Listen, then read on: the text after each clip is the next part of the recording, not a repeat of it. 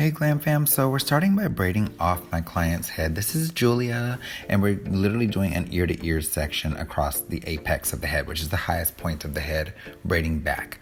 Now notice I have this Y section of braid here. That's where her part line is going to be. And you'll notice I've got straight back braids here. On the other side, the braids are curved.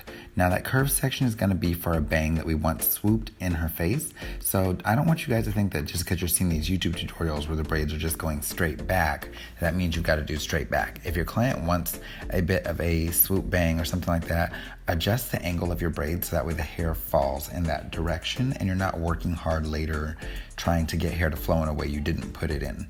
So I'm just putting a little bit of braiding gel on here. Don't worry, I'll show you what kind it is later. It's Shine and Jam. It's linked in the description box below. From there, I'm gonna go ahead and start in the top of the head and begin doing like a snake pattern across the top, going on down the back of the head. And I'll just pick up a little bit of hair as I go. Don't mind the flashing of the camera. We were having some lighting struggles because all we were working with was natural lighting. Is this Shine and Jam?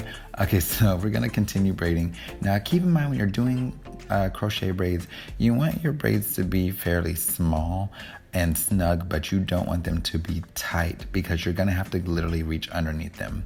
So this is the end of the braided pattern, and that's literally how we did it. A serpentine pattern until the very bottom where I did like a little loop-de-loop. The Y section in the front where we're gonna have a part line and straight backs in the front except for the swoop section.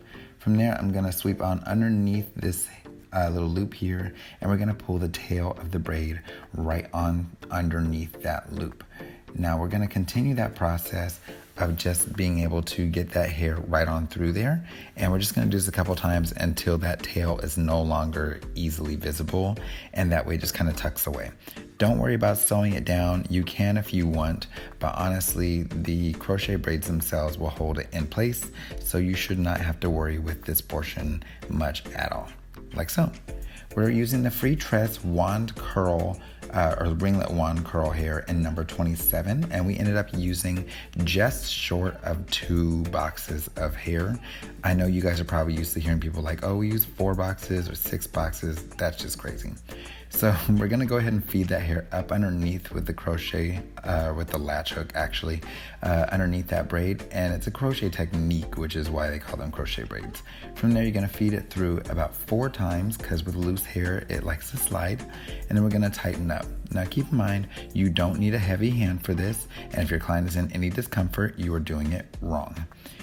The needle should be able to easily slide up underneath the braid. And when you are doing this technique here, it should not be getting overly tight. I find that for me, 4 is a perfect number. If the hair is more silky, you may need to do 5 rounds. So just keep that in mind.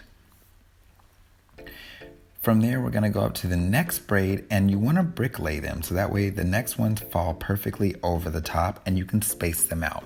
This allows you to have less hair in the back section while still creating a look of fullness and not having your client's neck be hot and sweaty later. Ain't nobody got time for that. Don't forget the sides where the hair curves on those braids.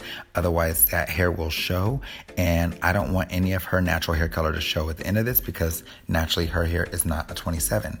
Now, once I get up to the top, I'm not gonna be doing it under the braid. I'm actually gonna be going through the leg of the braid. So I'll show you what I mean here a bit closer in just a moment.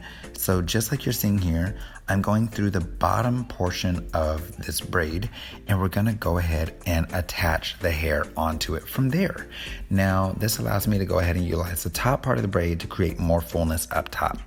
So as you guys can see, on the top part, I'm doing the same thing, but now we're going through the top leg of the braid, and we're gonna basically mirror what we did on the bottom to kind of fall in between, and it gives more fullness, and it doesn't create a ton of bulk because we're still separating the hair out for this portion. Now, once we get up to the front, you guys can see I've got my clip on my shirt so I can hold the extra hair, and I'm sectioning the pieces that were in the pack off into like 4 sections. I'm splitting it about 4 times before I even add it into the hair. I want it to be full around the face, but not be heavy, be sitting on her face feeling heavy, anything like that. And then keep in mind when you're working in smaller segments like this, you want to be very gentle with how much you tighten that hair, because if you're causing discomfort, you can literally cause a bald spot right in front of their head, and no one needs those problems. We love edges around here. Hashtag save the edges. Bump the whales, okay?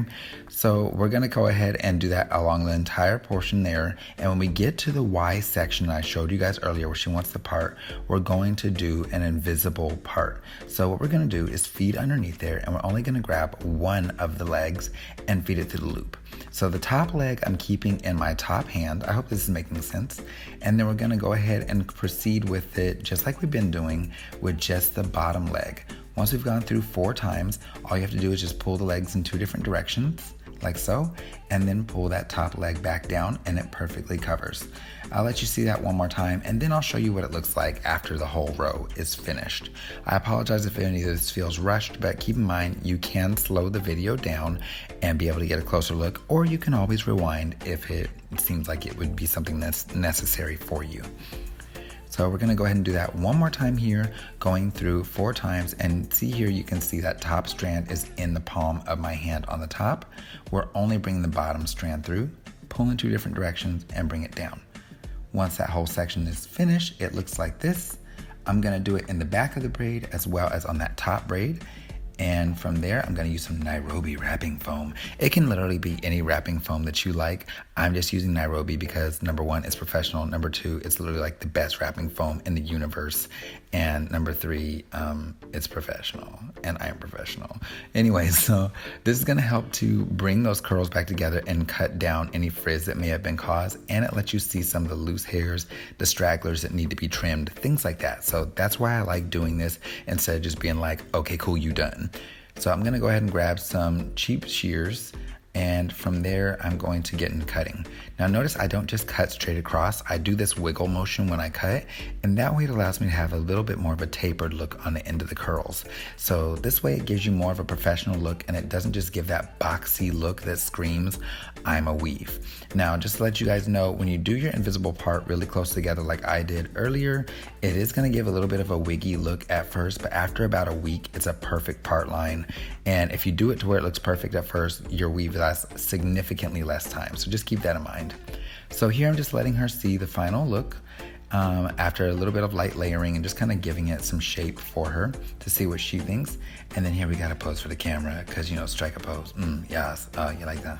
Yes. We go to church together, you guys. And when I tell y'all this girl can sing and I adore her, she's amazing. Plus she loves Golden Girls.